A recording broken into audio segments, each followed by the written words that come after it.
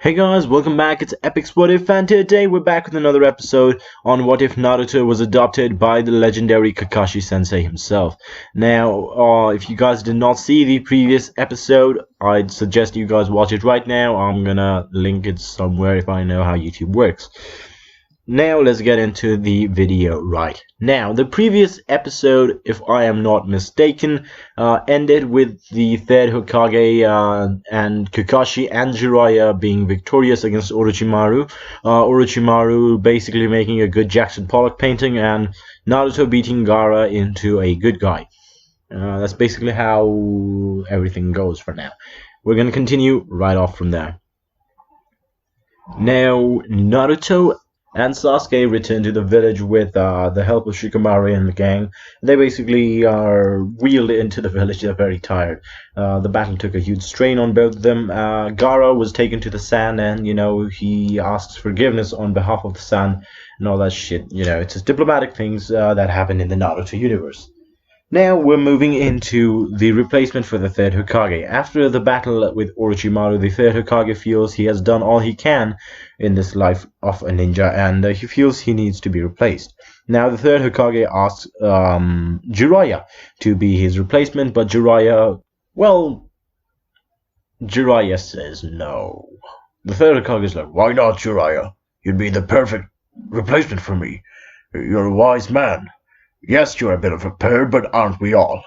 And Jiraiya basically tells him, it wouldn't really look good if the Hokage was caught peeping on girls, so I'm gonna decline. But I do have a replacement for you. What about Tsunade? Yes, let's go for the gambling addict. Now they agree to that they're gonna go and search for Tsunade. Jiraiya decides he wants to take Naruto with him because this would be a good learning experience for Naruto. Now Naruto goes with Jiraiya. Kakashi is like, "Be careful, Naruto. This is the first time you're leaving the village.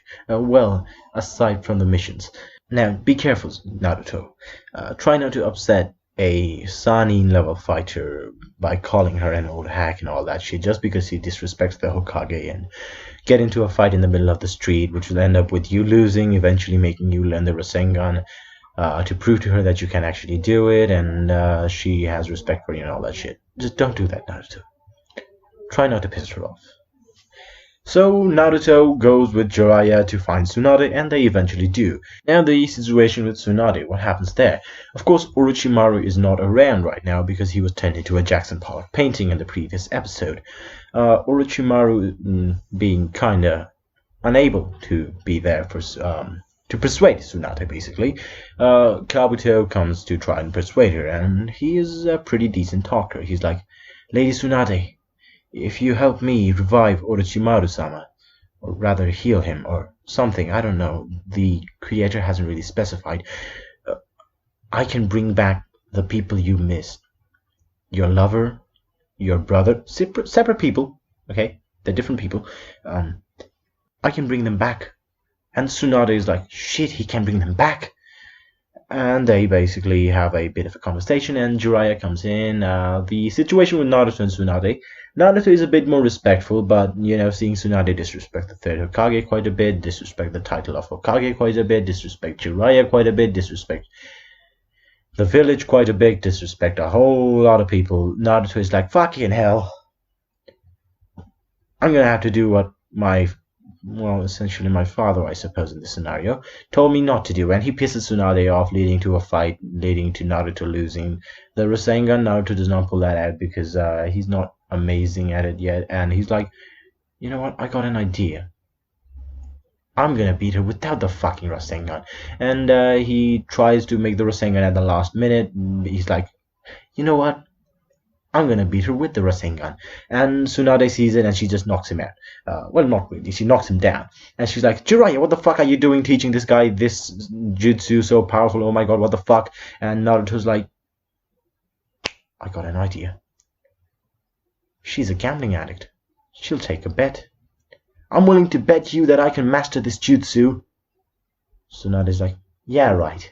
Kakashi couldn't master that jutsu properly. The Third Hokage took 3 years to fucking make that jutsu. Of course, he was making it, not mastering it, but different, whatever." Now, Naruto knows he's got her, because he knows how to do the Rasengan. He's a pretty decent Rasengan wielder at this point. Tsunade doesn't know that. Now, Tsunade takes the bet. He's like, alright, I'll give you a week. If you do that, I'll give you my necklace. It's worth 3 mountains of gold. Don't fact check that. It probably is. Naruto accepts. He's like, okay, 1 week, and I'm gonna master this jutsu. Now, Naruto is gonna try to master the jutsu. I mean, he knows how to do the Rasengan, but he still needs a Shadow Clone to actually do it properly.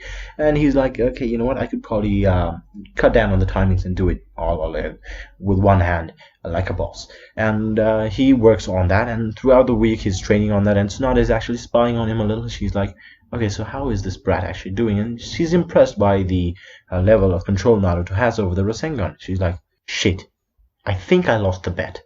But, you know, she's like, you know what, maybe he can't master it properly. I'm gonna work on loopholes. Now, Tsunade's witnessing Naruto train. She's like in a tree, just watching him train his fucking ass off. And, you know, Jiraiya just sees her there, and he just appears behind her, and he's like, change your mind yet, Tsunade. And Tsunade just doesn't even look at Jiraiya, and she's looking at Naruto. So she's like, you know, he really reminds me of Nawaki. You know, now that you mention it, I can see the resemblance. It's funny how alike they both are. And I'm sorry, Tsunade. I knew I should have taken that mission instead of Orochimaru.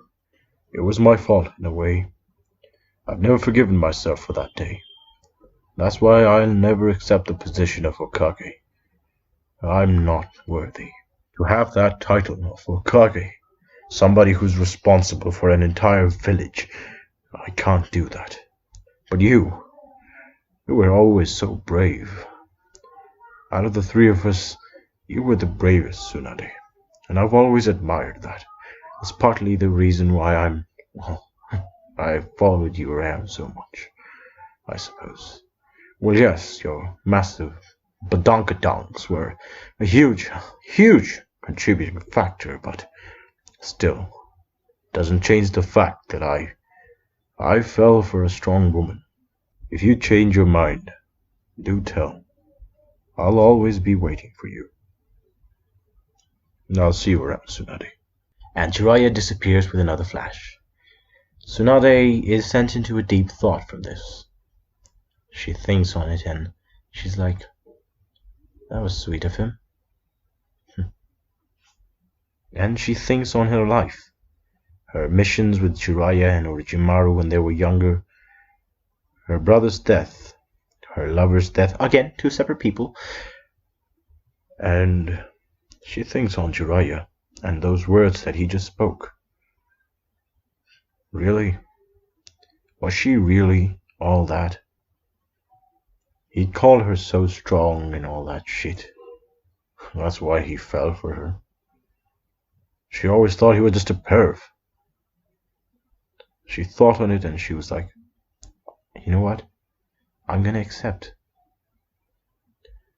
The next day, Tsunade is not there. Shizune comes rushing to Jiraiya and Naruto and basically tells them, Lady Tsunade is gone. I think she went to meet up with Kabuto. Now, Tsunade had gone to basically tell Kabuto to go fuck himself. Yes, basically what she was going to do. She was not going for Kabuto. She had a new thought. She had a new leash on her life, I suppose. She had a new reason to live. She went to Kabuto, and Kabuto was like, so, Lady Tsunade, I see you've decided to join me. Tsunade just tells him, I didn't. I'm here to tell you that I'm not going with you. You and Orochimaru can go fuck themselves. Now, Tsunade, right after saying this, is about to leave when Kabuto's like, I'm afraid I'm going to have to insist, Lady Tsunade. And basically charges at Tsunade. Tsunade was obviously ready for this, and she goes for a counterattack. Now, Kabuto is at first a bit surprised, but then he's like, of course, what would I expect from the legendary Sannin? And then he remembers something Orochimaru had told him about Tsunade. He simply cuts his hand open, shows her blood. Tsunade immediately falls to her knees. The sight of blood brings back some horrible memories. She can't move. Her mind is racing. She can't see, she can't think. All she sees is blood. And at that moment she hears a voice. "Tsunade, get back!" Jiraiya has arrived at the scene, with Naruto in tow. Now Jiraiya and Naruto easily take care of Kabuto. Kabuto goes for Tsunade, hoping to, keep her as a hostage for a few moments, giving him at least a moment to breathe. He slips by Jiraiya, who was his main target. He thinks that the brat can't do shit to him. You saw him in the tuning exams. Yes, he was powerful, but not that powerful. He saw a few fights from Naruto. Now he wasn't there for the entire thing. Naruto didn't collaborate with Kabuto in this one. Kabuto rushes Naruto, hoping to take him out, and then go for Tsunade, to keep her hostage and run away. Jiraiya yells at Naruto to be careful, to look out. Naruto simply sidesteps Kabuto's hand that was coming straight for his head, ignites the Rasengan on his right hand, smashes Kabuto in the chest, completely knocking him out, almost killing him if it wasn't for Kabuto's intense healing abilities. Tsunade is surprised by this. This kid was able to perform the Rasengan one-handed at such an early age, and it was a lethal Rasengan at that, almost killing Kabuto. Kabuto is motionless, and then he opens his eyes, only to cough up some blood and then collapse again. At that moment Tsunade realized something. She's not shaking anymore. Of course she still has that innate fear of blood, but for some reason she's not that afraid. She looks at Naruto, who is just standing there. He's not collapsed now. He's pretty fine, actually. And she sees her brother in him. She sees her lover in him. Okay, that sounded weird. Her boyfriend in him. Personality-wise, it's nothing weird. Naruto simply looks at Tsunade and tells her, "Looks like I won the bet." And Tsunade realized it. Oh shit! She did lose! Tsunade gives Naruto the necklace, putting it around his neck. She looks at Jiraiya and she realizes she hasn't felt this way in a long time. She tells him, "I accept the position of Hokage, Jiraiya." And they leave for the village. And that is where we're gonna leave this off. I hope you guys enjoyed this new way of performing, much more dialogue, bit more character, and not just this happened, that happened, boom boom, tits, death, victory.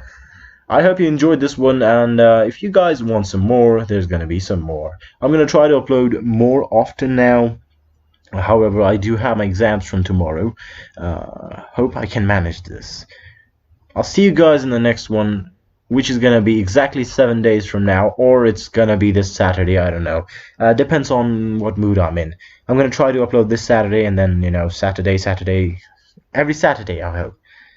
I'll see you guys in the next one. If you guys have some more ideas for new what-ifs, leave them down in the comments. If you guys have some ideas to improve the what-ifs that I'm doing right now, leave them down below. And if you guys enjoyed, I hope you come back for more. Peace out.